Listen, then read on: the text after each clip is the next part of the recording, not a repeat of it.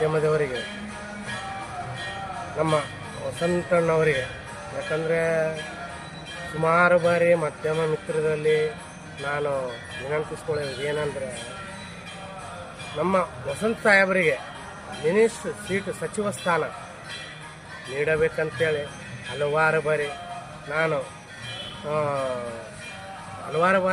ನಾನು ಮಾಧ್ಯಮ ಮಿತ್ರರಿಂದ ಹಲವಾರು ಬಾರಿ ಪ್ರೆಸ್ ಮೀಟ್ ಮಾಡಿದ್ದೇನೆ.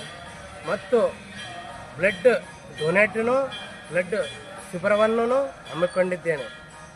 ಆದರೆ ಹೈಕಮಾಂಡ್ ಅವರು, ರಾಹುಲ್ ಗಾಂಧಿ ಅವರು ಮತ್ತು ಮಲ್ಲಿಕಾರ್ಜುನ ಖರ್ಗೆ ಅವರು ಮತ್ತು ನಮ್ಮ DK ಶಿವಕುಮಾರ್ ಸಾಹೇಬರಿಗೆ, ಯಾಕಂದರೆ ಇವ್ರ ನೇತೃತ್ವದಲ್ಲಿ ಇವತ್ತು ಪಕ್ಷಕ್ಕೆ ನಮ್ಮ ವಸಂತ ಸಾಹೇಬರು ಏನು ದುಡಿದಿದ್ದಾರೆ, ಏನು ಕೊಡುಗಿದೆ ಇಡೀ ರಾಯಚೂರು ಜನತೆಗೆ, ಎಲ್ಲ ವರ್ಗದ ಜನತೆಗೆ ಗೊತ್ತಿದೆ.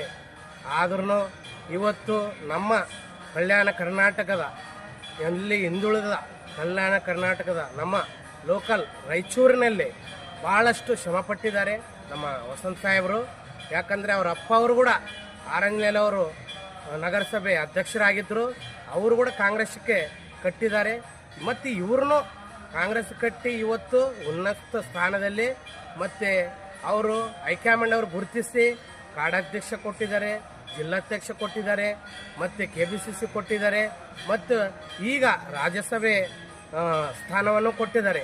ಅದೇ ರೀತಿಯಾಗಿ ಈಗ ನಮ್ಮ ರಾಯಚೂರು ಅಭಿವೃದ್ಧಿ ಆಗಬೇಕಾದ್ರೆ ಇವತ್ತು ನಮ್ಮ ವಸಂತ ಸಾಹೇಬರಿಗೆ ಸಚಿವ ಸ್ಥಾನ ನೀಡಲೇಬೇಕು.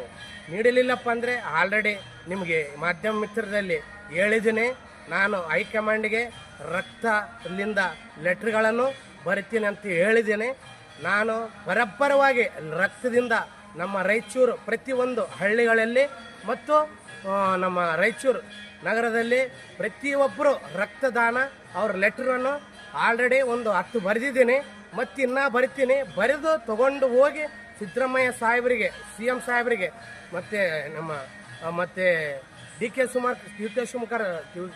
ಶಿವಕುಮಾರ್ ಸಾಹೇಬರಿಗೆ ಮತ್ತು ಅವರಿಗೆ ನಮ್ಮ ರಕ್ತದ ಲೆಟ್ರ್ಗಳನ್ನು ಅವರಿಗೆ ತಲುಪಿಸಿ ನಮ್ಮ ವಸಂತ ಸಾಹೇಬರಿಗೆ ನಮ್ಮ ಸಚಿವ ಸ್ಥಾನ ನೀಡಬೇಕಂತೇಳಿ ನಮ್ಮ ಕಾಂಗ್ರೆಸ್ ಸರ್ಕಾರ ಹೈಕಮಾಂಡ್ ರಾಹುಲ್ ಗಾಂಧಿ ಅವರಿಗೆ ಮತ್ತು ಮಲ್ಲಿಕಾರ್ಜುನ ಖರ್ಗೆ ಸಾಹೇಬರಿಗೆ ಮತ್ತು DK ಶಿವಕುಮಾರ್ ಸಾಹೇಬರಿಗೆ ನಾನು ವಿನಂತಿಸಿಕೊಳ್ಳುತ್ತೇನೆ. ಇದೇ ನಮ್ಮ ವಿನಂತಿಸಿಕೊಳ್ಳುತ್ತೇನೆ.